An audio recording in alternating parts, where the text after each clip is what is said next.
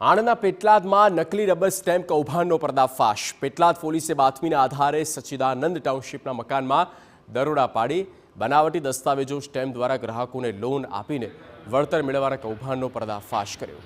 આરોપી ગ્રામ્ય વિસ્તારના લોકોને અલગ અલગ બેંકમાંથી લોન મંજૂર કરાવવાના બહાને આચરતો કૌભાંડ। આરોપી ગ્રાહકોના નામના ગ્રામ પંચાયત દસ્તાવેજના છેડછાડ કરી ખોટી વિગતો પર લોન મેળવતો હતો। आरोपी ग्राहकों ने नकली दस्तावेज पर लोन अपावीने ऊंचू वळतर आपवानुं कही कौभांड करतो। पुलिस ने आ मामले तपास हाथ धरी अने दरोड़ा पाड़ी अने आरोपी ऋषिल कुमार ने झड़पी पाड्यो। पुलिसे आरोपी ने अलगथी तलाटी कम मंत्री अने ग्राम पंचायतना नामना duplicate rubber stamp, laptop, printer आ मुद्दामाल जप्त कर्यो छे।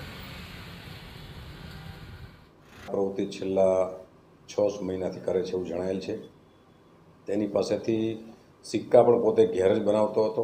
स्टेम्प बनाववानुं मशीनो, तेना माटेनुं प्लास्टिकनुं लिक्विड, कोरा transparent papers, laser jet printer छे, लैपटॉप छे वगैरे मळी आव्युं छे। हालमां आरोपीना रिमांड मेळवी अने કેટલા ખેડૂતોને લોન આપેલી છે, કઈ કઈ ફાઇનાન્સ કંપનીમાંથી આપી છે એ દિશામાં પોલીસ ઇન્સ્પેક્ટર પેટલાદ ટાઉન તરફથી